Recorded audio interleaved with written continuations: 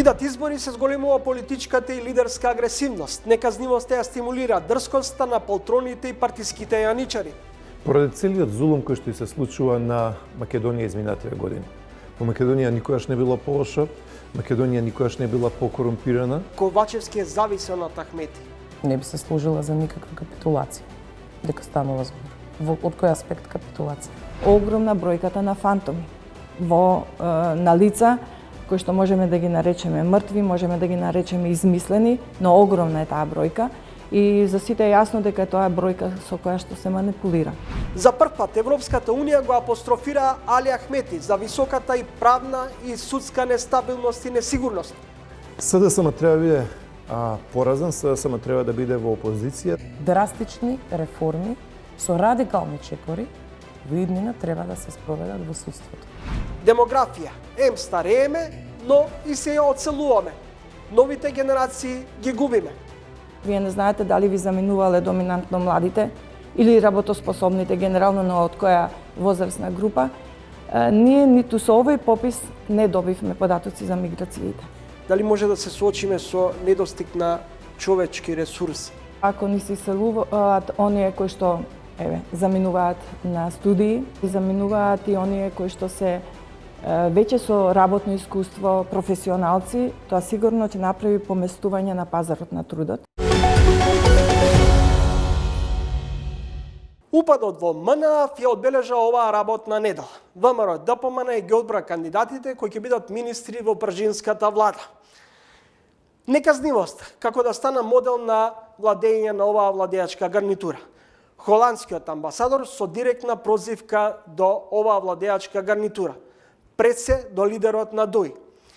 Ништо не направивте во овие последни 2 години околу правната сигурност. Дирк Јан Копф директно застана во одбрана на председателката на Врховниот суд. Во ово издание на Трилинг на почеток свој видување на речиси идентични прашања даваат Сања Лукаревска, заменик председателка на СДСМ, и Владко Ѓорчев, член на извршниот комитет на ВМРО ДПМН. Одвоените разговори со овие двајца соговорници ќе имате можност да ги гледате во вториот и третиот блок од ова издание на Трилинг. По нивните искажувања следува интервју со Благица Новковска. Што луѓето немаат доверба во македонскиот правосуден систем? Кај се грешките на владата на ВМРО ДПМН и ДУИ и сега владата на СДСМ и ДУИ? Видете, грешките се бројни. Таа недоверба не е од вчера, таа недоверба е со години и со децении и е оправдана. Но било кој грешки од минатото не се споредуваат со ова сега. Значи, овој зулум и во правосудството, и во економијата, и во сите можни области на дневна основа сме го немале во Македонија.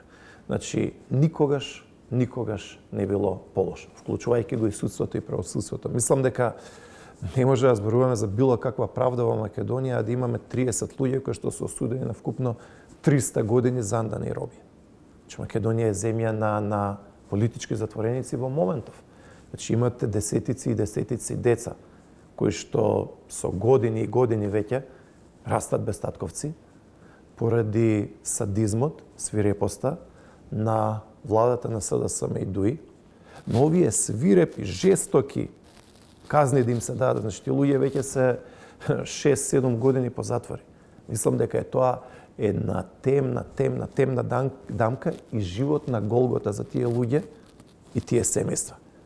Значи, може би некој требало да има и казна и сето тоа, но да им се даде 300 години на тие луѓе да се осакатат тие нивни деца, тие фамилии, тоа зборува дека оваа Македонија која што ја живееме не е земја на слободата. Не би сакала да коментирам нити некакви судски одлуки, нити некакви судски разрешници, нити некакви судски процеси, бидејќи тоа е работа на судската власт која што е независна. И треба да се разделат и судската и извршната власт посебно една од друга. Барем јас така функционирам. Кога сме кај зависноста, односно независноста на судската власт, кога една министерка вели, говорам директно, министерката за одбрана ќе рече судството треба да ја преиспита одлуката за МНА, дали тоа не е директен притисок врз судиите? Да, меѓутоа истата министерка кажа дека тоа е нејзино размислување и дека како функционер, како министер, нема право и не би сакала да делува врз било какви разрешници судски. И така треба. Исто и јас, например, сметам, и граѓаните сметаат дека може би имаше и треба да се преиспита судската одлука, конкретно во случајот со МНАФ. Но тоа е мое гледање како обичен граѓанин, не како директор на управата за јавни приходи, не како заменик председател на владеачката партија. Драстични реформи со радикални чекори во иднина треба да се спроведат во судството. Меѓутоа, тоа е независна власт и судската фела е исправена пред тој предизвик. Со сите своји мани и доблести. Затоа што ако јас сакам да имам една ефикасна и спремна даночна управа, тоа е обврска моја и на даночните службеници. А ако судството сакаме да го гледаме како сегмент од општеството кое што е независно, кое што е транспарентно, кое што навистина ги почитува законите и уставот, за тоа треба да се погрижат судиите, меѓутоа не сме да ја запоставиме и целата онаа поддршка од меѓународната заедница која што секојдневно ја слушаме, ја добиваме и секако секоја нивна критика најдобронамерно треба да се прифати. Дали ќе суди на предизборна коалиција со ДУИ и заеднички изборни листи? Уште ги правиме анализите во делот на она што значи заеднички листи и што значи постизборни коалиции. Секако дека и за тоа навремено ќе ја известиме јавност. Треба да се направат големи анкети, треба да се направат опсежни согледувања на сите сегменти, затоа што можам да кажам за прв пат, ако се оди на заеднички листи, би имале еден ваков спој. Меѓутоа, секако дека сепак треба да се посветиме максимално на она што ни е битно, разумно, нашата цел, нашата стратегија и она кое што сакаме да го покажеме и во следниот мандат спрема граѓаните. Можно ли е по изборите бугарско сценарио, формирање на влада, СДСМ, ВМРО, ДПМН, но во влада во која нема да партиципира ДУИ? СДСМ треба да биде поразен, СДСМ треба да биде во опозиција, затоа што, уште еднаш ќе повторам, ова не е СДСМ на Киро Глигоров, Илинка Митрева, Благој Ханџиски и еден куп нивни првенци од минатото. Ова е СДСМ кој што не е на македонски позиции и не е на асономски позиции. Мислам дека СДСМ треба да се реформира, мислам дека таму треба да дојде здраво раководство, добро е тоа за Македонија. И она што ние во моментов, она на што ние работиме, она што сакаме да ги убедиме луѓето, дури и оние кои што се поскептични во однос на нас, тоа е дека битно е да имаме 61 пратеник, битно е да имаме стабилна влада, која што нема да биде уценувана, влада која што ќе има полн легитимитет и влада која што истовремено ќе работи и на консолидирање на македонските позиции, затоа што сите македонски црвени линии во изминативе 7 години беа буквално збришани, подизбриша оваа влада и оваа гарнитура со сите македонски позиции и внатре во Македонија и надвор. И второ, економско заздравување. Европската и македонската демографска слика драматично се менува. Унијата старе годишно губи над 1 милион. Еврокомесарката за безбедност не делува со драматично предупредување. Незапирлива е миграцијата. Остава и трајни последици за Северна Македонија. До крајот на 2050 година ќе забележиме демографски пад од околу 7% според Обединетите нации. До крајот на векот државата нема да има ниту 1,5 милиони жители. Наспроти 2 милиони пред една декада или околу 1,8 милиони на последниот спроведен попис. Гостин во ова издание на Трилинг е универзитетскиот професор и поранешен директор на Државниот завод за статистика Благица Новковска. Господја Новковска, што повеќе ве загрижува? Миграцијата или депопулацијата на граѓаните? Мене најмногу ме загрижува тоа што немаме реални податоци и за структурата на населението, за големината на населението и секако особено за миграциите. Затоа што за да зборуваме колку сериозни ќе бидат последиците од мигрирањето на луѓето, треба да знаеме колку мигрираат, каде мигрираат. Затоа ќе речем најсериозно сум загрижена за тоа што немаме реални и веродостојни податоци. Дали тоа значи дека последниот попис не ги даде реалните и фактички податоци? Да, јас многу пати досега и во јавноста укажував и со факти пред се укажував на тоа дека последниот попис, кој што навистина требаше да се спроведе, можеби не во тој период, се очекуваше да даде реална слика. Не ја даде реалната слика за состојбите со населението, особено и со структурата и со многу други карактеристики на населението. И тука ќе дозволите да подсетам за тоа дека се беше базирано на пописна методологија, која што навидум беше подготвена според меѓународните стандарди, но според мене беше и со таргетирани цели и тенденциозна. И би сакала да објаснам што значи ова, за да биде разбран и мојата оценка за тоа какви се миграциите и зошто немаме реална слика. Кај нас во пописната методологија и со овој попис беа попишувани државјаните на Република Македонија и многу интересно беше дефинирано како тие ќе бидат опфатени, со дефинирање дека ќе се опфатат лица кои што се на престој во други држави, значи во странство, но не и дека таму живеат. Ќе потсетам дека до денешен ден нема објавено податоци за тие државјани кои што беа попишани со овој попис. Објавени се само податоци и тие се именувани како нерезиденти само по пол и по општини и по етничка припадност. Многу мене ми дојде чудно зашто не е објавено и по возраст. Затоа што ако се објави и по возраст, тогаш и некои други многу работи ќе бидат појасни. И исто така ова на некој начин не е доволно за да кажеме колку лица ни се надвор од земјата.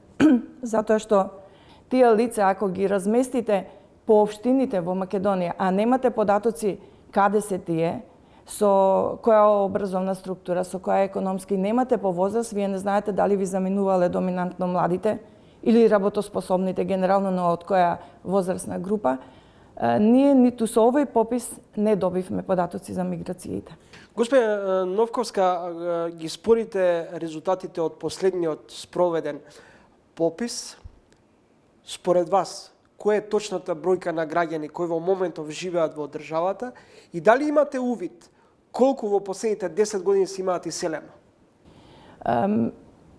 Јас ги спорам затоа што ги спорам со факти, дека не е направено реално попишување, за да можеме да зборуваме колку реално сме. И само ќе потсетам дека за потребите на подготовката на проекциите кои што неодамна беа објавени, беше презентирано и податоци за да се видат трендовите од претходните пописи. Многу интересно е да се види дека имаме еден ублажен тренд се до 2021 и одеднаш драматично намалување на населението.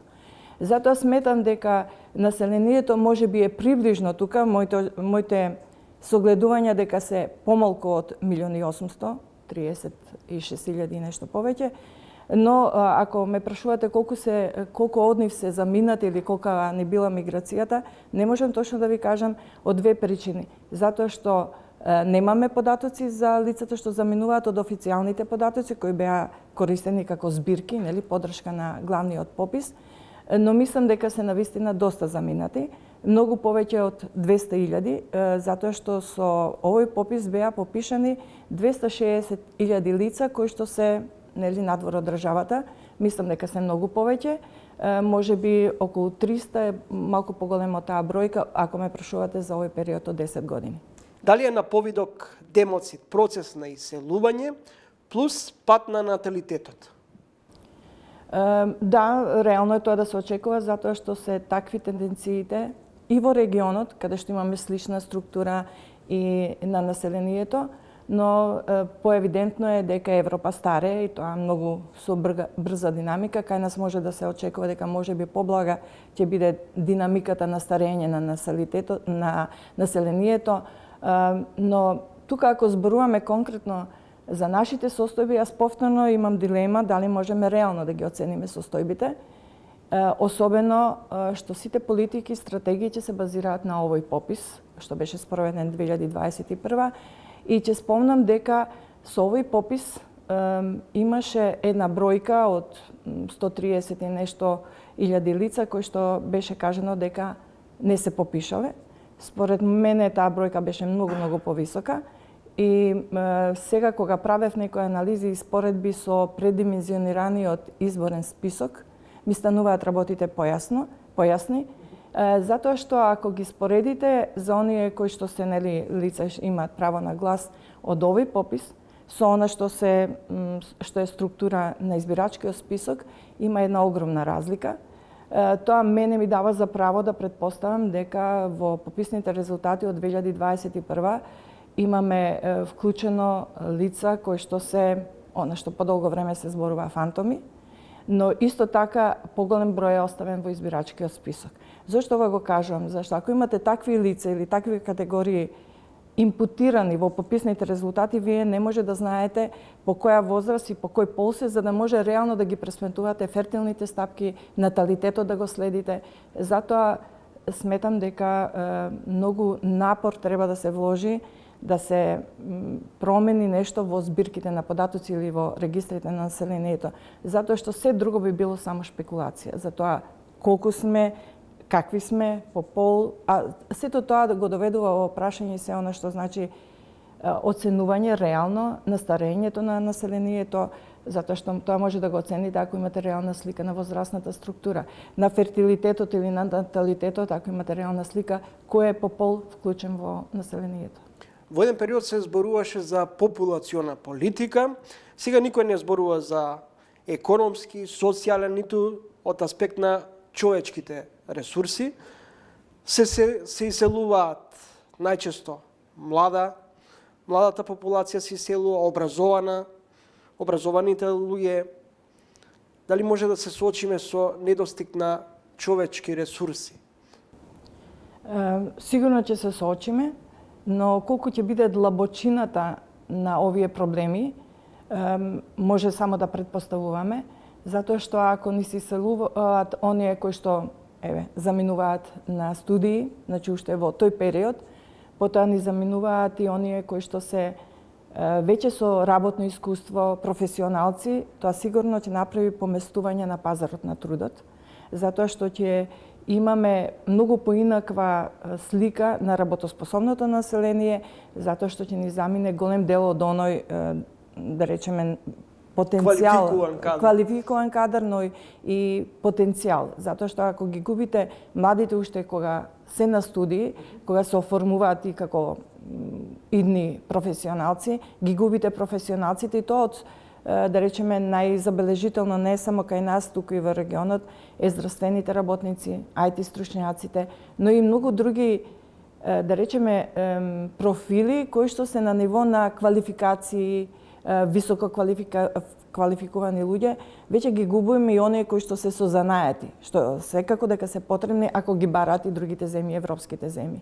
Што значи сериозни поместувања на пазарот на трудот може да се очекуваат и во секој случај треба да се има и една реална слика, а колку се прави поддршка во смисла економска на тие што остануваат тука. Во една објавена анкета има и ваква реакција: младите не бегаат од државата, си одат. Бегаш ако си виновен, си одиш ако другите ти сгрешиле. Многу сликовита и многу реална оценка за тоа зошто младите заминуваат, зашто младите може да се споредуваат со другите млади, затоа што сега преку социјалните мрежи вие имате пристап и достап до многу информации и тогаш се прашувате каде би била вашата иднина споредено со иднината на другите млади. Дури ако направите споредби со младите од регионот, со другите, кои што така заминуваат, но можеби со помал интензитет. Така да се сложувам дека младите не бегаат, точно заради тоа што го дадовте многу добар описот, затоа што бегал тој што сгрешил, а тие не сгрешиле ништо и токму заради тоа треба да се потрудиме сите да направиме добри услови да останат тука. Тоа се потенцијалот и тоа се човечките ресурси на кои што многу мораме да им дадеме поддршка. Сведоци сме на пат на наталитетот со негативен природен прираст и социјално раслојување. Како во вакви околности може да се говори за подолгорочен економски развој и стратегија? Вие спомнавте и раслојувањето, сиромаштијата која што е се поголема. Во овие услови важно е да се направат час поскоро квалитетни политики, квалитетни стратегии. Знам дека се прават во последниот период многу стратегии, многу политики, многу често сме со информација каква политика, каква стратегија е направено. Повторно ќе се навратам, може тоа да се направи ако се базира на реалните состојби. Па знаете, и не само на национално ниво, за мене е многу поважно да се тоа реално направи на ниво на општините, на ниво на регионите, да се види што се случува во регионите, затоа што кај нас сите региони се специфични, да се искористат предностите во секој регион, во секоја смисла, за да може да се помогне економски, социјално. Мене ме загрижува и социјалните состојби, не само економските, но тие се врзани. Вие ќе имате многу подобри, поквалитетни социјални комуникации, социјални состојби, помала сиромаштија, ако секако е во ред економската поддршка на населението. Вие сте и експерт за движењето на сиромаштијата според статистичките мерила преку Джини коефициент на Евростат.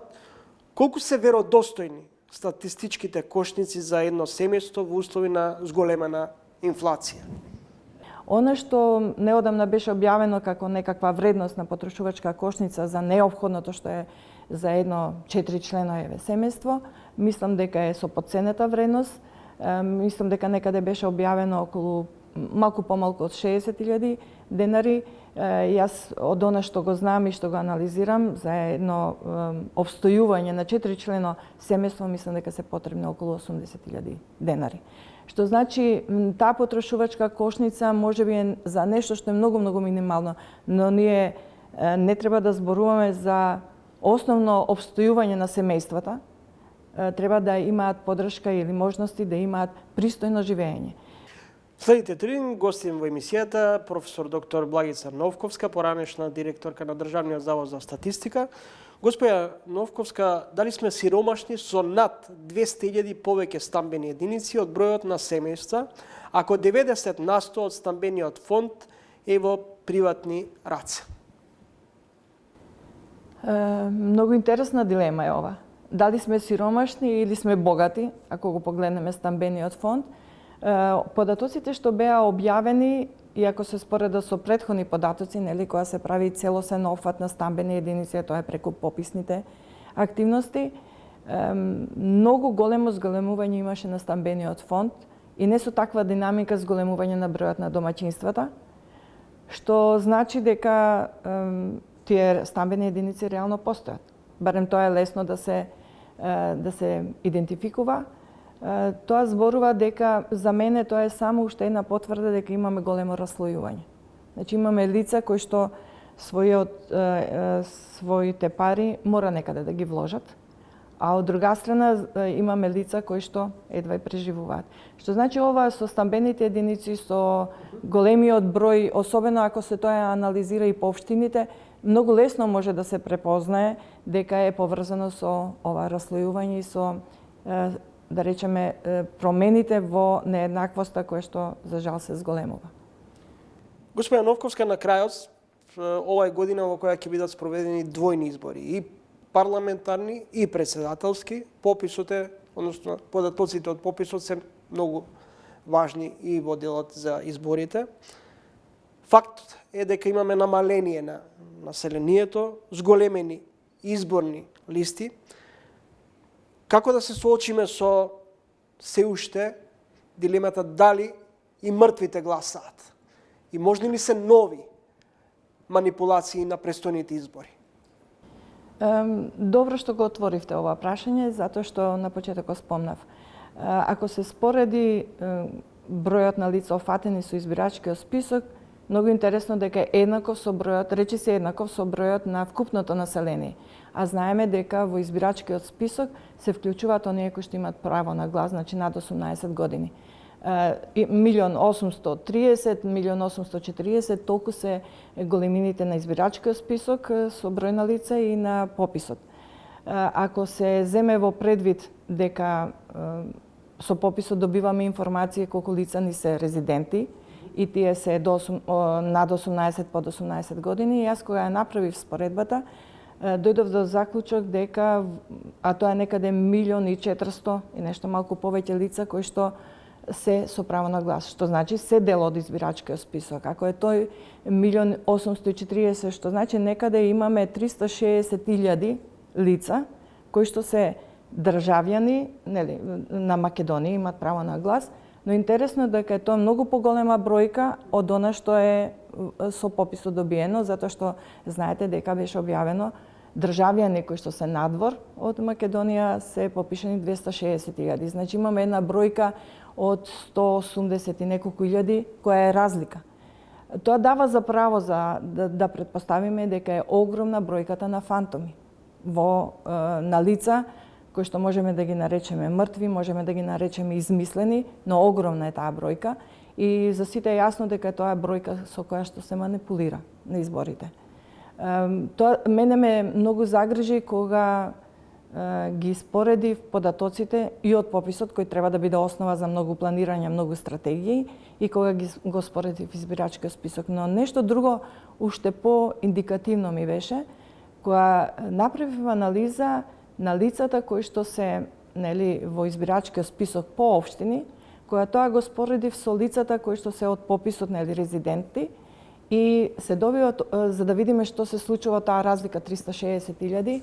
Многу интересно дека во општини, па еве да набројам дел од нив, имаме поголем број во избирачкиот список, имаме поголем број на лица кои што не се дел од резидентите, значи се во странство, а кои што имаат право на глас, и има многу повеќе лица во одредени општини од оние кои што им се резиденти. Значи повеќе нерезиденти кои што ќе гласат од тие кои што се резиденти.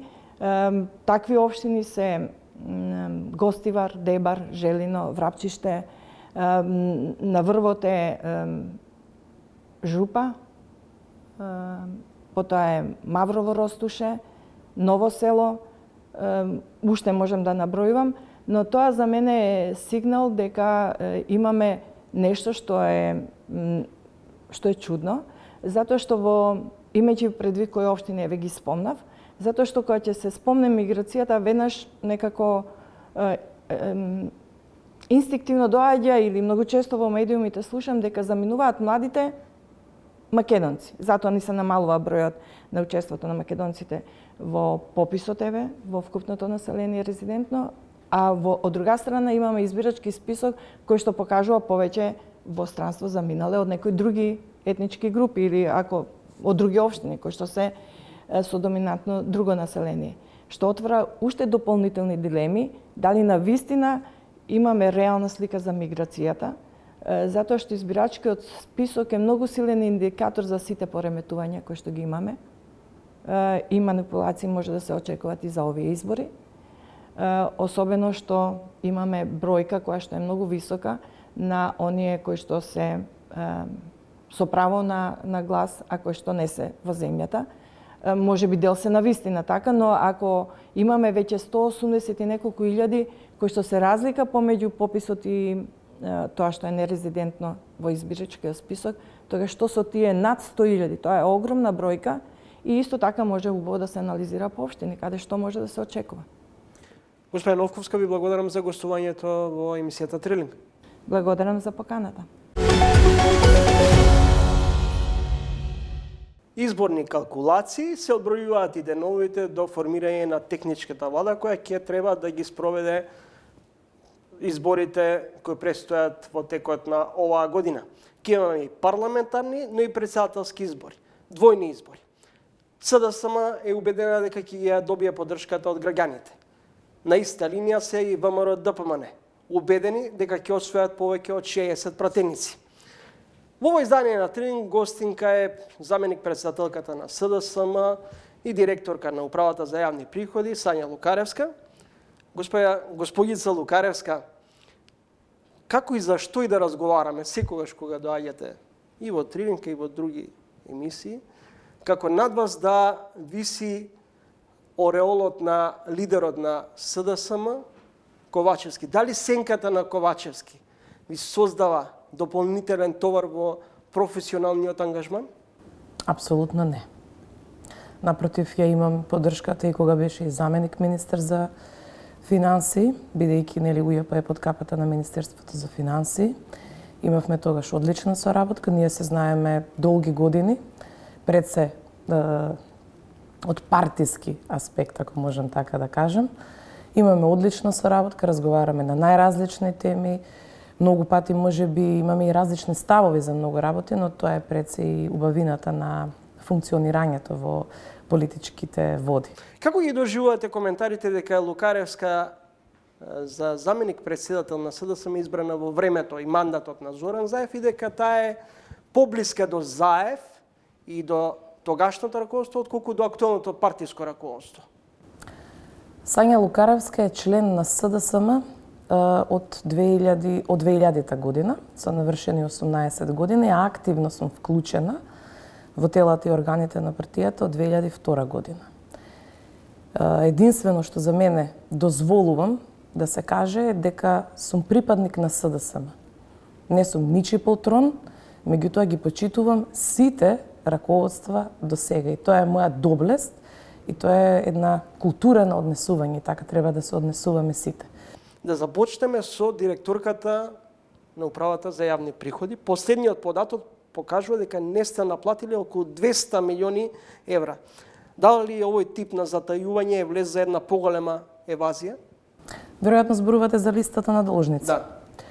Листата на должници е наша обврска која што ја објавуваме месечно, согласно податоци од претходни месеци, за неплатени даночни обврски кои што ги имаат даночните обврзници, правни и физички лица. Ние ги имаме спроведено и употребено сите можни наши механизми за да го наплатиме данокот кој што го должат овие даночни обврзници. Кај дел од нив имаме неможност за било каква наплата, затоа што оттуѓа на имотот. Неколку популарни такви даночни обврзници, кои што беа интерес на јавноста. Меѓутоа, можам да напоменам дека се намалува бројот на должници, истовремено постепено го намалуваме и износот на тој даночен долг. Јас во понеделник имам брифинг со новинарите, ќе известам за два специфични случаеви кои што се наоѓаат на оваа листа на должници, за кои што ние сме превенирале како институција, навремено сме постапиле, меѓутоа таа е состојбата и како што има и плаќачи, има секако и недисциплинирани даночни обврзници. Македонските нафтени компании со милионски профит, особено во нафтената криза 2022 година, нивната вкупна добивка изнесува 45 милиони евра. Лукаревска подолг период најавувате дека ќе ги обелодените компаниите, нафтени компании кои затајувале данок. Кои се компаниите кои одбегнале да платат данок? На оваа тема не можам да зборувам со конкретни имиња на фирми, затоа што не ми го дозволува моментот на даночна тајна регулирана во Законот за даночна постапка. Меѓутоа, исто така во понеделник најавив дека ќе ги информирам медиумите, ќе ви информирам вас, ќе ја испрезентираме таа мрежа на нафтени компании која што е во соодветен дослух со бензински пумпи и врз основа на тоа ќе видиме како всушност сакале да го изиграат системот. На некој начин сакале да го испумпаат од буџетот фиктивен ДДВ, зашто ние навремено сме алармирале, сме постапиле, опсежна анализа имаме направено и опсежна процедура имаме направено, вклучувајќи и попис, вклучувајќи детална анализа на сите фактури кои што биле дел од тие деловни односи меѓу нив, детална анализа на физичките лица кои што стојат позади сите тие бензински пумпи, бидејќи тука станува навистина за многу специфичен момент. Тој органограм ќе го испрезентираме, истовремено ги известивме и самите институции за да продолжат понатаму да постапуваат и да ги превземат сите потребни действија. Дали во овој дел се соочите со некакви притисоци или закани? Воопшто не. Нити пак за било какви случаеви сум била подложна на притисок. подолг период бизнис заедницата, а и генерално во Македонија сивата економија јаде голем процент од буџетот. Станува збор за околу половина милиарда евра годишно кои се дел од приходите од буџетот. Зошто не можете да ставите крај на сивата економија и кој е механизмот да се сопре овој негативен тренд? Сивата економија е проблем кој што го засега пред се европското и светското тло, не само кај нас во нашата држава. И се до оној момент додека сивата економија е на некое подносливо ниво, ќе може да има добра флуктуација и на економските текови, и на ликвидноста на компаниите и така натаму. Кога велите подносливо ниво, смета дека, например, 30, речиси 35% од вкупното Не реков јас БДП дека подносливо ниво е 30%, кое што е алармантно за нашата сега во моментот општествена изнесе околу состојба. 33%. Вкупната си од Видете, сивата економија. многу пати имам зборувано во скоро сите мои медиумски представувања. Координираниот пристап е основата за да може да се избориме со сивата економија. Може ли во 21 век се уште да не се издаваат секаде фискални каси, да се работи на црно, плата во плико? Стопанствениците веќе забележуваат дека кога недостасуваат пари во буџетот, товарот го носат оние кои најдисциплинирано си плаќаат данок, а оние кои се обидуваат да го заобиколат или да не платат данок се во некаква привилегирана состојба. Дали имате селективен пристап во овој дел? Апсолутно не. Видете, доброволното усогласување, доброволното плаќање е повеќе од 95%. Значи имаме мал процентуален износ на даночни обврзници кои што можеби ги чекаат оние рокови да ги пробијат за да всушност си ги платат своите обврски. Ние не функционираме, Управата за јавни приходи не е само инспекцијски орган, па дека ние само одиме во контроли, ние тука го имаме и процесот на услугите на даночните обврзници. Со контактирање спрема нив, ние всушност и алармираме и навремено известуваме дека постојат соодветните даночни обврски. Јас можам да кажам дека најголемиот процент на приходи ги собираме од најголемите даночни обврзници. И затоа и дирекцијата за големи даночни обврзници секако дека има и најповластената позиција во рамки на Управата за јавни приходи.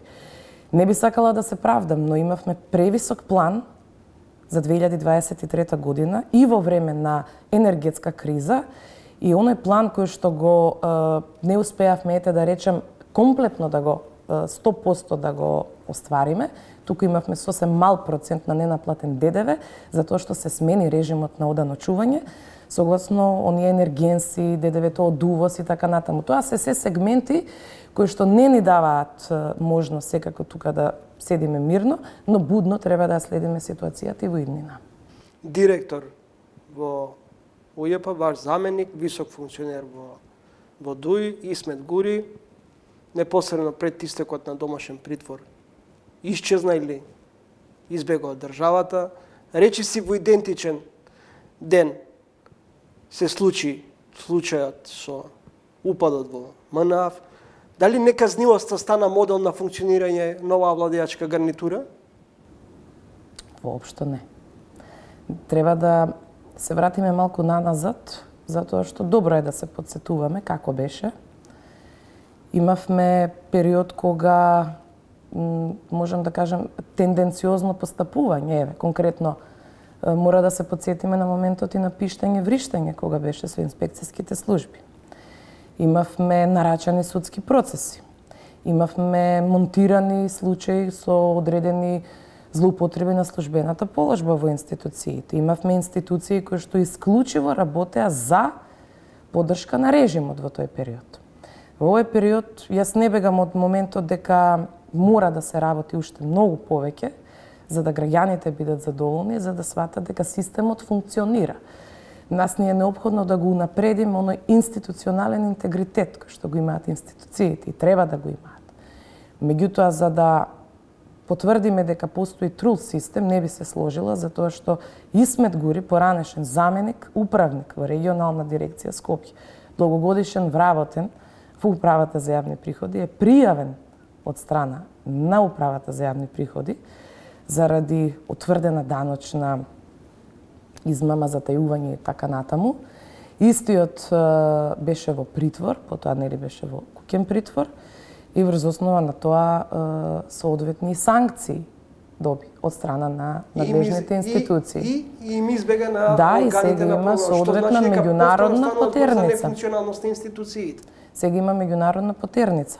Јас можам да кажам од аспектот до моментот до каде што ние сме имале можноста, ние сепак сме постапиле. Ако бил трул системот, сигурно не би бил Исмет Гури во притвор, туку би продолжил со оние действија за кои што е всушност и обвинет.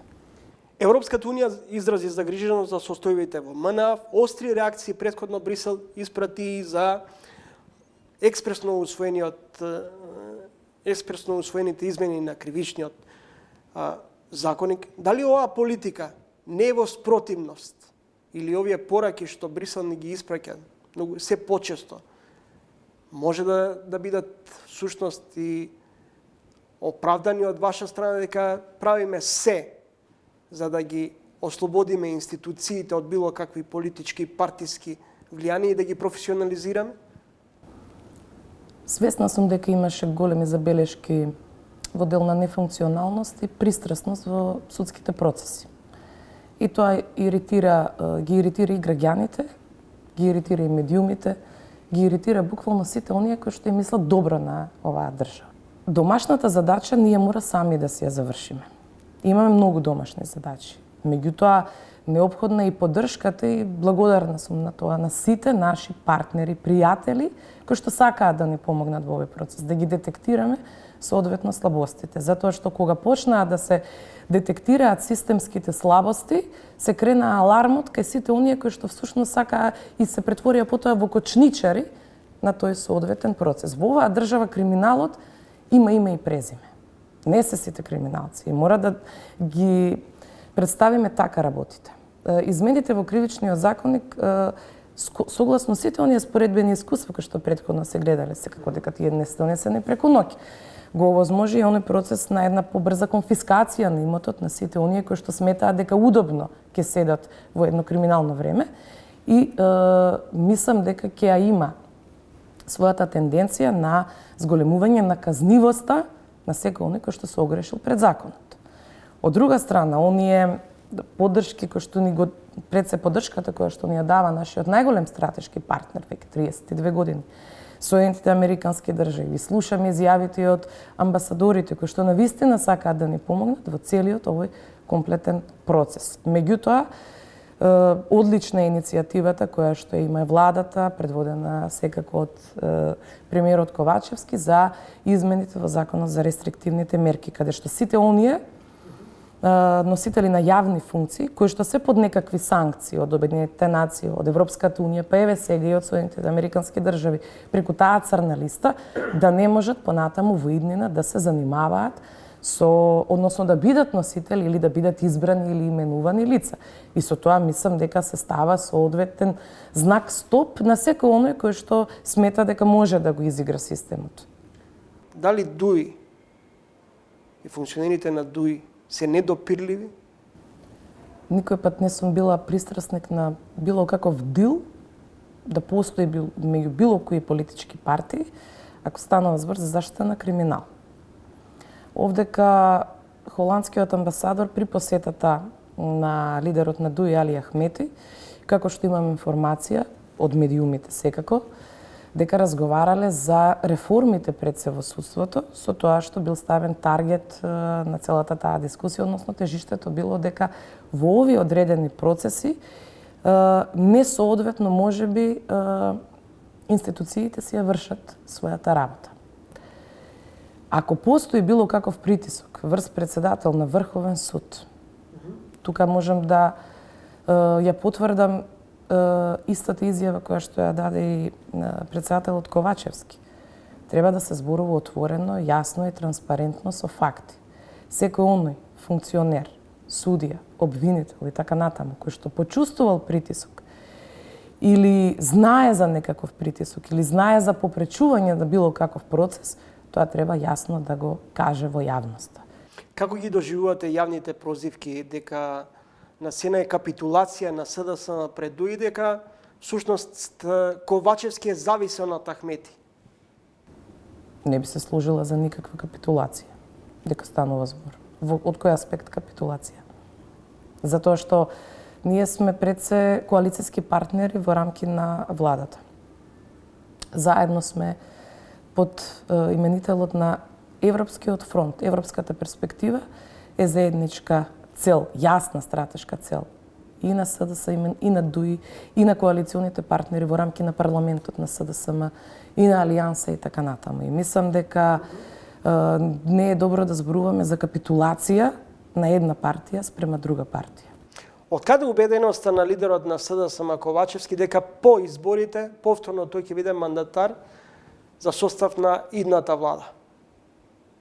Иако сите анкети, до сегашни барем, покажува дека ВМРО-ДПМН е во убедлива предност пред СДСМ. Главните анкети ќе бидат на денот на изборите, и на председателските, и на парламентарните избори. Имаше едни анкети во 2020 година, исто тогаш ВМРО-ДПМН велеше дека победува, па на крајот конечните резултати ги видовме. Изборните калкулации секој пат создаваат големи интереси кај граѓаните и кај политичките чинители во државата. Не знам дали се сеќавате на една анегдота, таа ја кажувам често на мои пријатели и на познаници кога дискутираме на овие теми. Порано во време на режимот имаше еден одличен театар на отворени владини седници, нели кога се презентира и граѓаните може да влезат, да прашуваат, да разговараат и така натаму. Имаше една соодветна госпоѓа Јана, која што таму пред Груевски и пред другите министри тогаш кажа дека е многу задоволна од работењето на тогашната режимска влада. Кога излезе надвор од таа отворена седница, новинарите ја праша дали сте задоволни од ова што го прави владата, и тој им рече не. И они истите ја праша, па тогаш зошто внатре кажавте дека сте задоволни од работењето на владата? И она им кажа, лицемерие бе другари, лицемерие. Дали ние сакаме да влеземе во замката повторно на лицемерието? Секако дека не. По бомбастичните најави за стратегискиот совет на СДСМ, што добивте досега? Нова стратегија за реобнова на партијата по поразот, нова идеолошка платформа и чии интереси ќе ги застапувате? Активно ја подготвуваме програмата. Во таа програма постулатот повторно ќе биде ЕУ агендата, меѓутоа ќе имаме и доста силни револуционерни мерки од различни сегменти и различни ресори и ќе ги подсетиме граѓаните што се имаме направено во изминатиот период на владење. Ваша проценка, колку СДСМ би освоиле пратеници на престојните парламентарни избори? Очекувам дека ќе имаме навистина добар резултат на председателските и на парламентарните избори.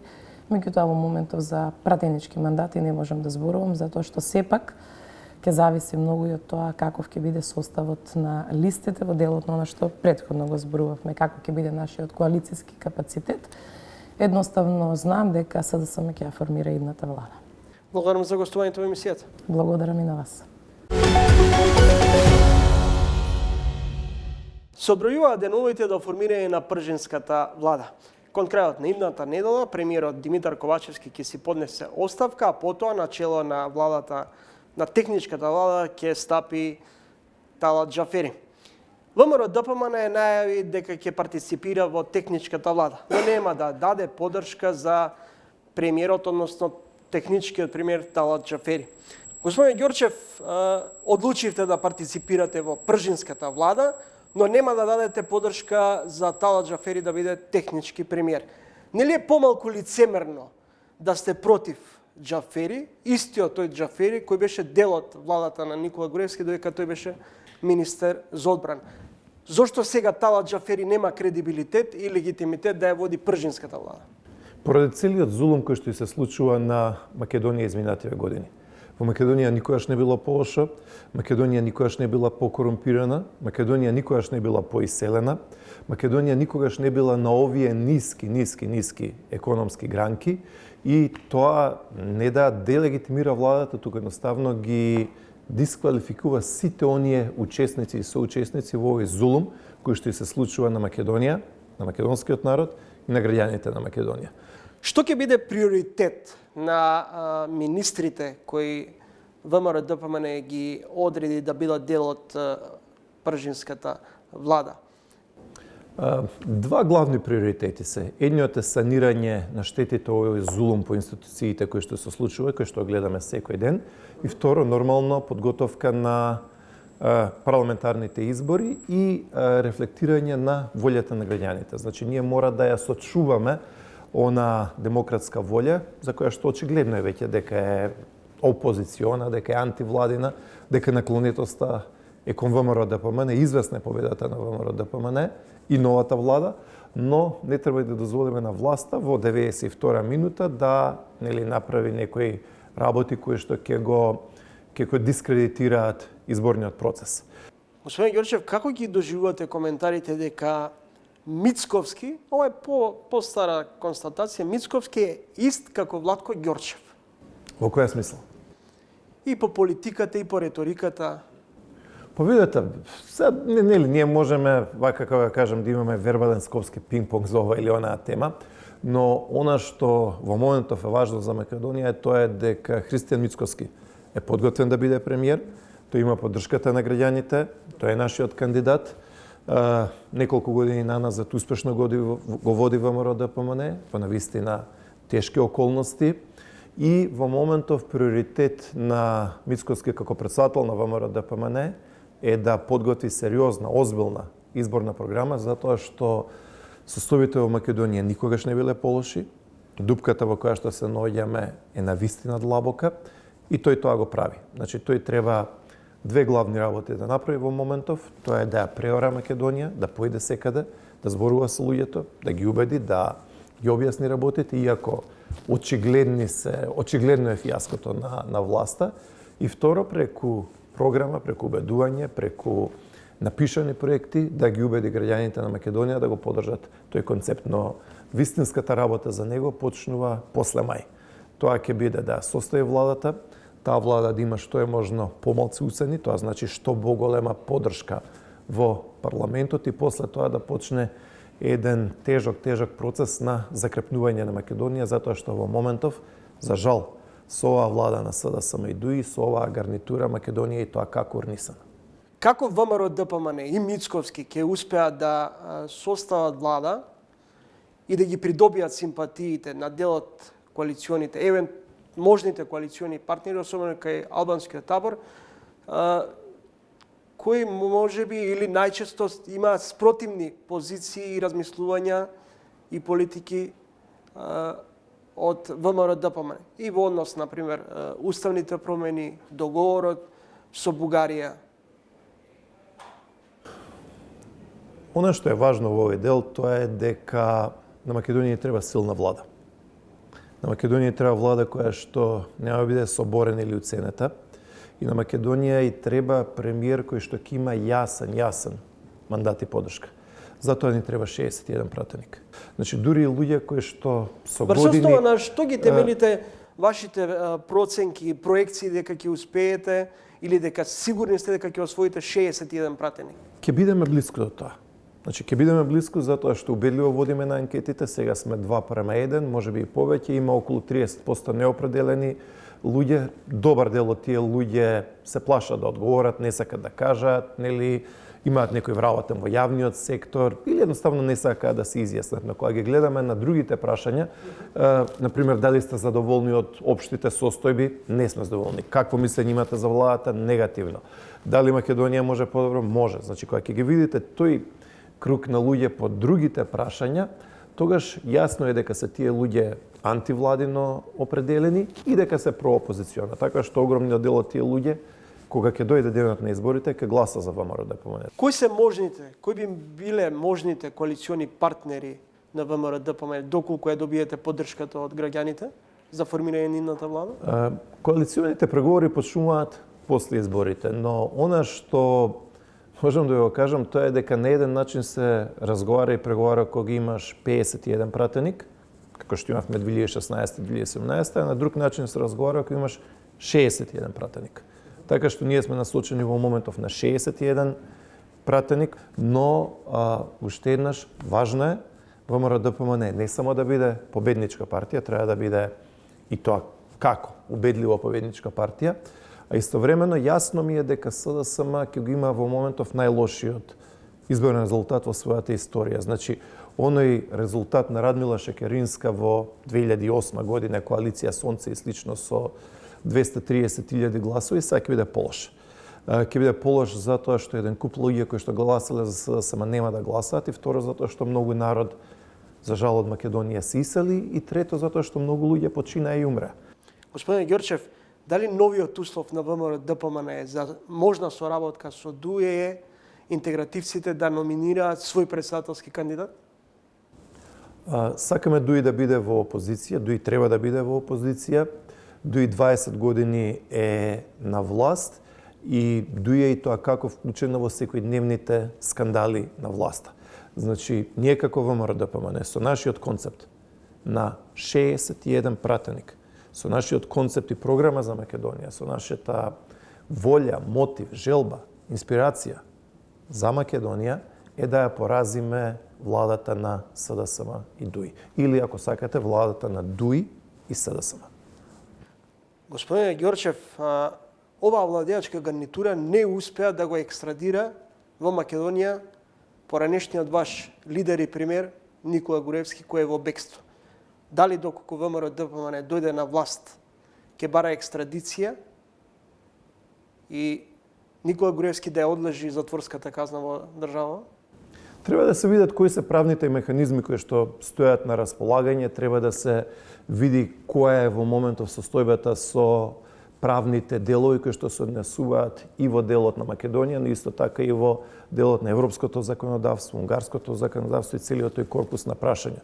Истовремено, оние кои што и направија зулум на Македонија изминативе 7 години, и тоа како треба да одговараат. Затоа што ако ги споредиме бројките се апсолутно во сите можни категории на страна на владата на ВМРО-ДПМН е споредено со ова. Например, еве гледате цената на струјата. Цената на струјата галопира со години, а Македонија плаќа и граѓаниве и народов и стопанството плаќа најголема цена на струјата. Истовремено гледате го податокот од вчера, електростопанство на Македонија или ЕЛЕМ, Електрани на Македонија, бележи огромни загуби. Мислам дека беше 7 милиони евра. Тоа се огромни загуби. Истата таа, например, компанија пред 7, 8, 9 или 10 години беше компанија која што испорачуваше и поевтина струја, имаше еден куп проекти, помагаше еден куп спортски клубови, локални самоуправи, култура и така натаму и така натаму. Ако погледнете економски раст, Македонија никогаш немала помал економски раст. Ние едно време имавме ситуација каде што во Македонија доаѓа премиерите, председателите и министрите од соседството да учат економија и да учат за инвестиции. Во Македонија се отворија 100 фабрики и странски инвестиции. Ние сега не знаеме како изгледа отварање на нова фабрика. Македонија едно време беше земја во која што се отвора автопати. Ние сега не може да изградиме 1 километар автопат. Секој ден гледаме дали е фијаското, не знам, на Кичев Охрид, дали е на Скопје Блаце или не знам некоја реконструкција кај Катланово и кај Петровец која што трае веќе 5 години и така натаму и така натаму. Децава немаат лекови. Значи, оние системи, например, на онкологија кои што сме ги направиле пред 7, 8 или 9 години, 7 години се во подрум. Зашто? За да гарнитурата на СДСМ и ДУИ прави пари на онкологија на сметка на здравието на стотици и смртта на стотици и стотици граѓани. Значи, за жал, оваа Македонија е неуспешна држава. Дојдовме од ситуација каде што секој месец Македонија имаше на времето отворење на спортска сала, спортско игралиште, некој автопат, камен темелник, реконструкција на мост, градење на болници, отворење на фабрики. Дојдовме на тоа да сите соседни земји, кои што претходно ни гледаа во грб, се 3 копија над нас. Значи, на времето пред 10 години Грција беше во рецесија, Македонија беше и тоа како подобро, луѓето се смееа. Србија беше и тоа како понеуспешно од нас, доаѓаа нивните министри и премиери да учат економија во Македонија. Дојдовме да просиме од нив кутија вакцини и да молиме за нив брашно и зејтин. Косово и Албанија беа позади Македонија, сега влезете во Косово и Албанија преку автопатите и нивните автобанови, гледате дека влегувате во држава која што функционира, кога ќе влезете во Македонија, гледате дека влегувате во темен вилает, каде што има искршени банкини, неискосена трева, дупки и мост и тунели кои што немаат ниту едно светло. Значи, Македонија, да резимирам, Македонија не ја сакам како неуспешна земја. Македонија треба да биде успешна, Македонија може да покаже дека ќе биде успешна и Македонија тоа може да го направи. Ни треба голем дисконтинуитет и пресврт. Што мислите, на кого најмногу македонските граѓани би му ја дале поддршката за иден шеф на македонската држава? На Гордана Силјановска, Александар Спасеновски, Зоран Ставревски? Мислам дека не би му ја дале на Стево Пендаровски, туку на кандидатот на опозицијата. Стево Пендаровски не ја заслужува довербата од граѓаните, иако тој се обидува да биде така еден председател на дистанца, па као нешто ни риба ни девојка, па нешто малци ги поддржува, па не ги поддржува. Така, од една страна му треба поддршката од нив, од друга страна, не знам, кога ќе направат нека очигледна глупост, недела дена ќути, молчи и хибернира. Значи, тој е соучесник, буквално соучесник. Стево Пендаровски, во ова што се случува на Македонија, по сите можни основи. Ги потпиша сите можни закони, кои што нанеса огромна штета на Македонија во сите области. Значи, тој е де факто нотар за ратификување на владините програми. Правото на вето не го искористи. Од друга страна, кај него не видовме било каква проактивност да направи нешто. Значи, чекај, председател си, имаш 50-60 луѓе околу тебе секој ден, еве денес. Например, денес во неговиот кабинет има 60 луѓе, начело со него, кои што овој народ ги плаќа, кои што овој народ, како да кажем, им делегирал некоја одговорност. И денес што има работено Стево Пендаровски? Што има работено вчера? Што има работено завчера? Ништо. Тоа е премалку за една позиција која што треба да биде извор, вруток на програми, иницијативи, работа, драйв, оптимизам, цела низа на работи кои што навистина може да ја помогнат на Македонија. Значи не може ние позицијата и како Стево Пендаровски што го направи тоа да ја редуцира позицијата, не знам, полага цвеќиња на годишнини и на споменици или пак не знам честита празници и тук таму ќе прими по некој. Не. Прв човек си на државата. Тоа значи да, во нашиот систем одговорноста е ке владата, но со неговото нечинење, тој е соучесник во ова, и со неговото подпишување на сите можни катастрофални закони на Таче Ковачевски, на Артем Груби, Али Ахмети, Бојан Маричич, Зоран Заев и целата таа дузина и група на автори, тој е соучесник во ова. Значи, убеден сум дека можеме и треба да го поразиме. До изборите има околу 90-100 дена и после тоа ни треба ситуација во која што заедно и владата, односно премиерот, и председателот ќе работат заедно за Македонија. На крајот, во потесниот круг за иден кандидат за председател, покрај Гордана Силјановска, Александар Спасеновски, кои се останатите? Па во моментов се вршат тие истражувања, сондажи, нели се проценува целата ситуација, но мислам дека според оние фундаменти кои што ги гледаме, кои што се однесуваат на расположение на граѓани во делот на поддршка или не поддршка во однос на одредена личност, политика, гарнитура, мислам дека опозициониот кандидат кој што ќе дојде од ВМРО-ДПМН има предност и во однос на премиерот Димитар Ковачевски, односно СДСМ и во однос на председателот Стево Пендаровски. Така што во април и во мај очекувам двојна победа на опозицијата, на граѓаните, на народот, не само на ВМРО-ДПМН. Важно ни е луѓето да не поддржат. Важно е за Македонија. Важно е. Не може Македонија да се дозволи уште 4 години од оваа небиднина, од овој ужас на дневна основа што ни се случува. Така што мислам дека тој пресврт и изборен, и ментален, и во расположение се има случајно кај луѓето, а полната артикулација ќе ја гледаме и во првиот круг на претседателските избори, и во вториот круг на претседателските избори, и исто така на парламентарните избори. Значи, мора да победи Македонија. Мора заедно со луѓето, со народот да ја оправиме работата. Благодарам за гостувањето во емисијата. Ве благодарам. Се најубаво поздрав до вашите гледачи. Нема откажување. Знам дека е тешко, никогаш нема да се откажеме.